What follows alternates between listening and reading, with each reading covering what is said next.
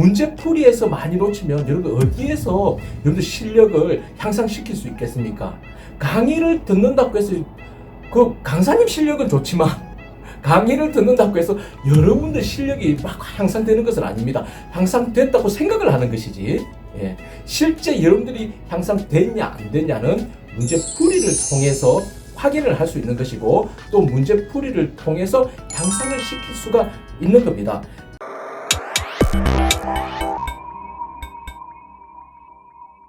여러분 안녕하십니까?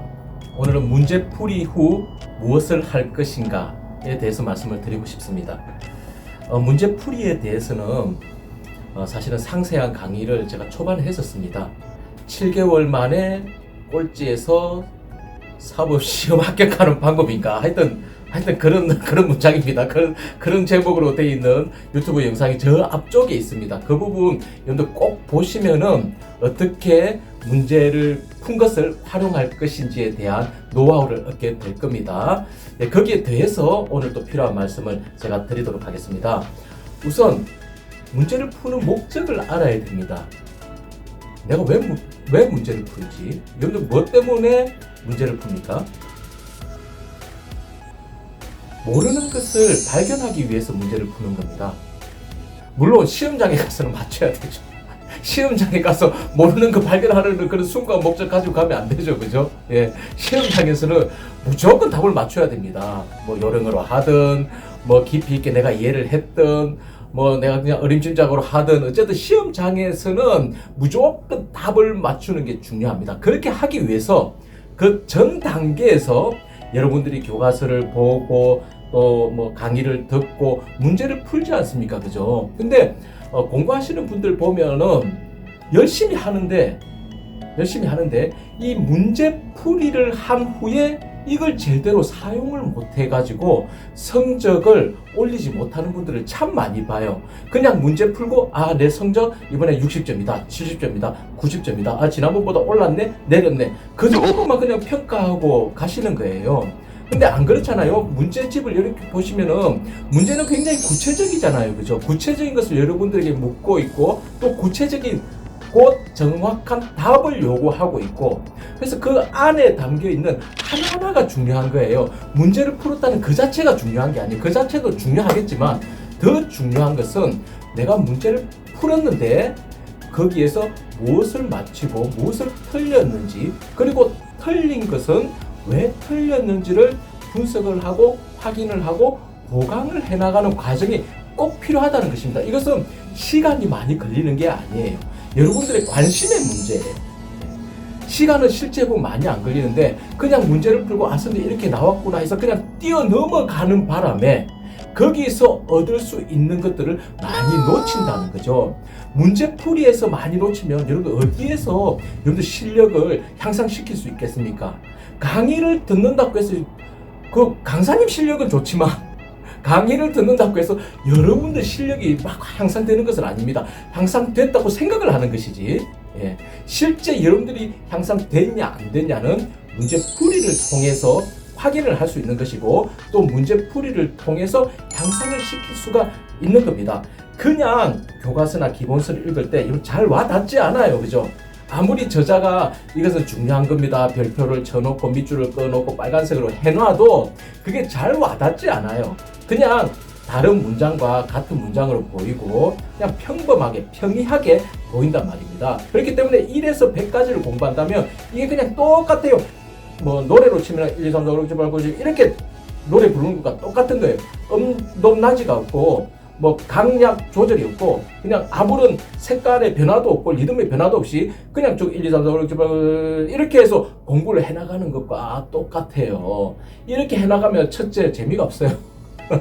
노래도 재미없지만 공부도 그냥 똑같은 평이하게 보이는 문장을 그냥 그것만 계속 익혀 나간다고 하면은 재미가 없을 뿐만 아니라 이게 무엇이 정말 중요하고 또 무엇은 가볍게 넘어가야 되고 또 어떤 부분은 깊게 들어가야 되고 또 어떤 것들은 깊게 들어가면 안 되는 것들도 있어요.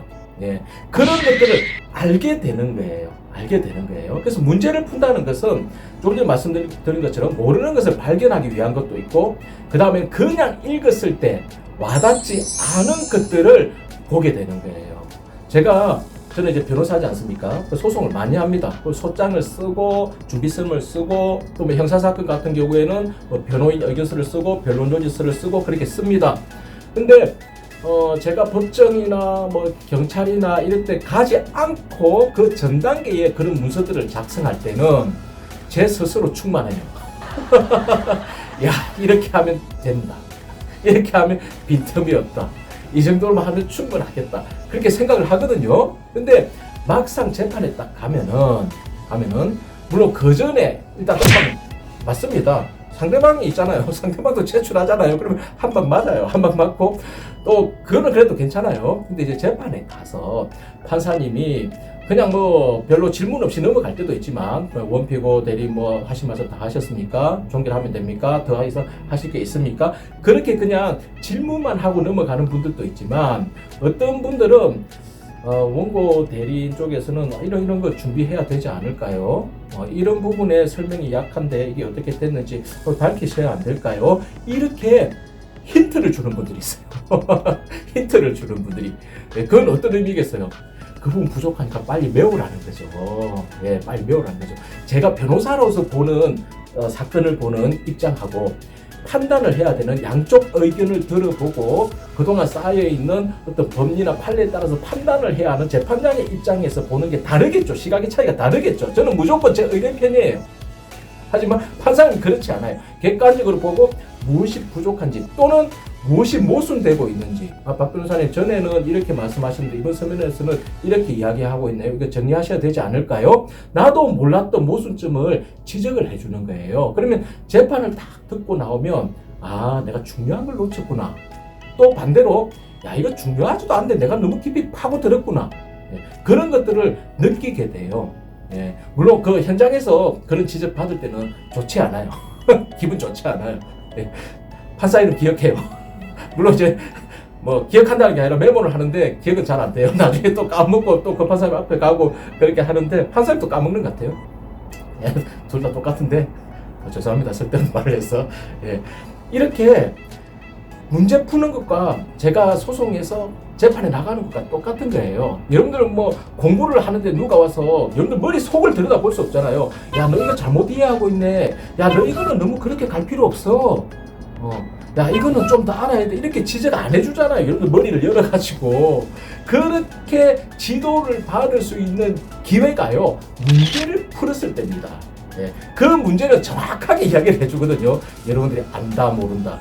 정확하게 안다, 또 애매하게 안다. 이런 것들을 이야기해 주기 때문에 그런 것들을 한번 들으면 제가 자주 쓰는 표현인데 이 기본서나 교과서나 그런 내용들이 처음에 이렇게 밑에 그냥 깔려있는 평이한 것이었다가 그때부터는 굴곡이 생기고 높낮이가 생기고 입체형이 되는 거예요. 공부라는 것이. 입체형이 되는 거예요. 그러면서 아, 내가 공부하고자 했던 것의 모양을 알게 돼요. 색깔을 알게 되고 아, 이것이 무엇을 추구하는 것인지, 왜 내가 이것을 공부하는 것인지를 여러분들이 점점 알아가게 된다는 것입니다. 네, 조금 전에는 여러분들께 문제를 푸는 목적에 대해서 말씀을 드렸습니다. 그 목적을 가지고 문제를 푸는 게 중요합니다. 예, 그래야 문제를 풀 때 스트레스를 안 받아요. 몇 점 받고 그거는 시험장에서 중요한 것이지 그 전 단계에서는 여러분들 그거 신경 안 써도 돼요. 내가 모르는 걸 발견하는 것이면 그것은 오케이 됐다는 거예요. 목적 달성했다는 거예요. 자, 그러면 이제 그 다음 단계로 넘어가 봅시다. 문제풀이를 한 후에 무엇을 할 것인가. 그때부터는요, 틀린 문제를 그때부터 이제 가지고 가야 되는 거예요. 틀린 문제, 맞춤 문제는 그냥 그렇게 보내드려요. 그거 붙잡으면 정말 시간 낭비예요. 맞춘 것은 제가 늘 강조드리는 말씀이지만 맞춘 것은 시험장에 가서도 맞춰요. 그 애매하게 맞춰서도 또 가서 애매하게 맞춰요. 우리는 맞추면 되는 거예요, 여러분. 예, 맞추면 되는 거예요. 뭐 100% 확신, 100% 정확도 그건 사람이 불가능해요. 예, 불가능해요. 어쨌든 맞추면 중요한 것이고 나머지 우리 에너지는 못 맞추는 것에 틀린 것을 써야 되는 것이지 맞추는 것을 더 막 견고하게 할 필요 없는 거예요. 그거는 그럴 시간이 없어요. 우리가 공부를 그렇게는 잘 안 돼요. 나중에 이제 여러분들이 학교를 졸업하고 뭔가 정말 깊이 전공할 때 어떤 한 가지를 잡고 분명하게 하는 것이 지금 단계에서는 틀린 맞춤 문제는 그냥 보내줘라. 그럼 틀린 문제는 지금부터 그 틀린 문제는 여러분들에게 동기를 부여할 겁니다. 그리고 어떻게 공부를 해 나가야 되는지를 알려줄 겁니다. 왜냐하면 그 틀린 문제가 여러분들에게 지적을 하는 거예요. 야, 너 이게 틀렸다. 너 공부한 것 같은데 틀렸지? 그 문제를 잘 봐. 왜 틀렸는지 좀 봐. 그리고 어떻게 맞춰야 되는지 한번 생각을 해봐. 하면서 이제 여러분들을 이끌어 갈 겁니다. 자, 틀린 문제를 한번 쳐다보세요. 한 3가지 유형이 있을 거예요. 문제 자체를 이해하지 못한다. 문제 자체를 이해하지 못한 경우. 그러면 그 경우에는 무엇을 해야 될까요? 문제를 풀었는데 내가 문제 자체가 이해가 안 된다. 이게 도대체 왜 문제야? 저희 막내가 그런 경우 많아요. 저희 막내가 초등학교 4학년인데 이제 5학년 올라가는데 이놈이 뭐 문제를 풀 때마다 짜증을 내요. 그 짜증내는 이유가 뭐냐면 문제가 잘못됐다는 거예요. 아니 문제가 잘못될 리가 있겠어요. 뭐 구몬에서 뭐 이런 데서 하는데 그 큰 회사에서 하는데 그 많은 전문가들이 있는데 틀린 문제를 내겠어요? 수학 문제 내고 영어 문제 내고 틀린 문제 내겠어요? 누가 잘못 생각하고 있는 거예요? 네. 이 아이가 잘못 자기가 문제 자체를 모르니까 이 문제가 잘못됐다는 거예요. 문제는 잘못될 리가 거의 없어요. 거의 없어요. 그 문제를 여러분들 이해하지 못했다는 것은 문제를 보고 답을 연결해도 큰 의미가 없어요. 아, 이 문제에 대한 답은 이거구나. 그 당시에 여러분들 숙지를 하고 확인을 체크를 하고 나가도 다음에 도움이 안 돼요. 예, 도움이 안 돼요. 왜냐하면 문제라는 것은 똑같이 나오는 것이 아니기 때문에. 그러면 문제 자체를 이해하지 못한 부분을 어떻게 하느냐? 기본으로 돌아가셔야 돼요. 기본기를 쌓아야 돼요. 그 방면에는 도대체 이 녀석이 무슨 말을 보기는 봤는데 또 열심히도 하기도 했어요. 그런데 문제로 나오니까 이게 도대체 무엇을 묻는 것인지 이해가 안 되는 거예요. 그죠? 네, 이게 면적을 구하라는 것이, 부피를 구하라는 것이 수학으로 치면은 그런 것이고, 뭐 또 다른 뭐 과목 같은 경우에도 이게 도대체 어떤 걸 이야기하는지 모른다 하면은 기본으로 들어가서 그 부분만큼은 기본이 안 돼 있기 때문에 기본기를 쌓아야 된다고 생각을 하세요. 이것 역시 시간의 문제가 아니에요. 기본 쌓는데 뭐 여러분들이 시간이 몇 달, 몇 년 막 이렇게 걸리는 게 아니에요. 뭐가 좌우한다? 관심. 네. 그 해당 부분에 대해서 여러분들 관심을 안 가지고 넘어왔던 거예요. 거기에 대해서 지금이라도 이 문제풀이를 통해서 알게 됐기 때문에, 무엇을 내가 모른다는 것을, 기본기가 없다는 것을 알게 됐기 때문에 기본으로 돌아가서 관심만 가지고 보면은 금방 기본기가 쌓아져요. 그거는 시간 또 한두 시간 걸리는 거 아니에요. 5분, 10분일 수도 있어요. 이런데 안 보고 넘어갔고 무관심해서 넘어간 것이기 때문에 그런 거예요. 그 부분은 기본기를 쌓은 후에 다시 한번 문제를 보세요. 답을 맞추기 위해서 보지 말고. 그러면 문제가 이해가 됐으면 이제 그 부분은 기본기가 된 거예요. 그리고 두 번째 유형에는 문제는 알겠는데 답을 도출하는 방식을 모르겠어요. 네. 답을 도출하는 방식을 모르겠어요. 그것은 연습이 덜 된 거예요. 기본기는 있는데 연습이 덜 돼 있는데 응용하는 부분에서 약한 거죠. 그럼 이 경우는 쉬워요. 연습만 반복해서 조금 하시면 됩니다. 이 유형의 문제, 유형 그렇게 많지 않아요. 여러분들 보는 시험의 유형 다 정해져 있어요. 한계가 있어요. 무궁무진하지 않아요. 몇 가지 유형만 파악을 하시면 돼요. 아, 이런 유형은 이걸 묻는 거구나. 이런 유형은 답을 낼 때 이런 단계로 내가 답을 도출해야 되구나. 그 정해져 있어요. 이제 정해져서 여러분들이 만들어내는 거 아니에요. 만들어져 있는 것을 습득을 하는 것인데, 그 습득은 몇 번의 연습만으로도 충분히 감을 잡을 수가 있는 거예요. 그렇게 연습을 하다 보면은 이게 암기가 아니라 자동으로 기억이 되는 거예요. 반복해서 하는 것이기 때문에. 네, 그 부분을 여러분들이 이제 정확한 답을 맞출 수 있을 때까지 연습만 하시면 되는 거야. 뭐 수학 같은 경우는 그렇잖아요. 수학 같은 경우는 그냥 뭐 평범한 문제 요즘은 잘 안 나오잖아요. 그냥 뭐 숫자하고 식을 내놓고 괄호에 놓고 이 괄호의 답은 이렇게 안 하잖아요. 잘 무슨 소설 같은 이야기 나오잖아요. 에세이 같은 이야기가 나오잖아요. 그죠?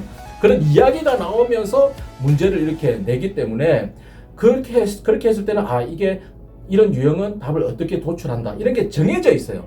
그런 것만 몇 번만 여러분들이 반복을 하면은 금방 이런 감을 잡게 되고, 또 설령 다시 문제를 풀어서 틀렸다 하더라도 이제 답을 도출하는 방식을 몰라서 틀리지는 않을 거예요.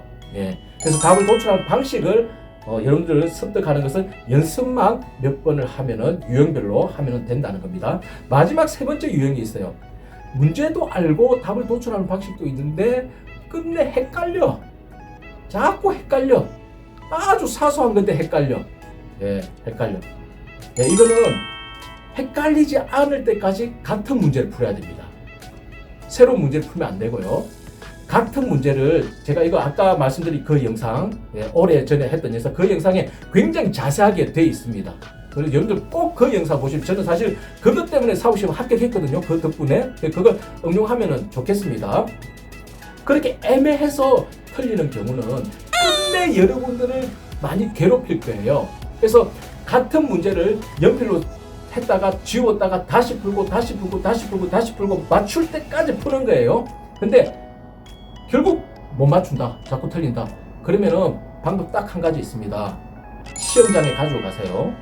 네. 그 틀린 거는 시험장에 가지고 가서 시험 치기 직전에 그 쉬는 시간에 눈도장만 찍어주세요. 눈도장만. 그 눈도장 찍은 게 한 50분은 갑니다. 시험 끝나면 다 까먹습니다. 근데 50분은 갑니다. 1시간은 갑니다. 그렇기 때문에 눈도장을 찍고 들어가십시오. 아는 건 눈도장 찍지 말고, 예. 내가 늘 애매하게 틀렸던 것, 그런 것들을 눈도장 찍고 딱 들어가면은 맞출 수 있게 된다는 겁니다. 문제를 푼다는 것은 여러분 더 높은 단계에서 하는 공부의 시작입니다. 끝이 아니에요. 마무리가 아니에요. 끝은 여러분들이 시험장에 가서 시험을 치는 게 끝이고요. 그 전에 푸는 문제풀이는 공부의 끝이 아니라 또 다른 높은 단계의 공부의 시작입니다. 그 문제를 풀고 나서 다시 공부를 시작한다라는 생각을 가지시면 되는 거예요. 그 문제를 풀어서 제가 조금 전에 말씀드렸던 방법을 쓰면은 여러분들이 깊이 이해를 하게 됩니다. 그리고 조금 전에 말씀드린 것처럼 자동으로 기억이 됩니다. 마지막으로는 여러분들 좋아하는 노래가 있다고 합시다. 아니 처음 본 노래가 있다고 합시다. 근데 그걸 그냥 악보로 보는 거. 예, 악보로 보고 막 이렇게 상상하는 거예요. 물론 악보를 잘 읽는 사람들은 그죠? 그냥 악보만 보더라도 막 음률이 이렇게 떠오를 거예요. 리듬도 살고. 근데 대부분의 사람은 잘 모르잖아요. 근데 악보를 보는 것과 그것은 여러분들이 문제를 풀기 전에 또 문제풀이를 제대로 활용하지 못할 때 그냥 악보를 보고 노래를 생각해야 하는데, 문제를 제대로 풀고 문제를 푼 후에 제가 말씀드린 이런 방법을 사용하면 그 다음 노래를 듣는 것, 그냥 악보를 보는 것과 악보의 노래를 듣는 것, 이 두 가지만큼 차이가 생긴다는 것입니다. 이렇게 굴곡 있게 또 입체적으로 공부를 하면은 여러분들 기억에도 오래 남고 또 공부를 해나가는데도 굉장히 재미를 느끼게 됩니다. 이 방법을 사용해서 공부를 해서 좋은 성적 거두시면 좋겠습니다. 감사합니다.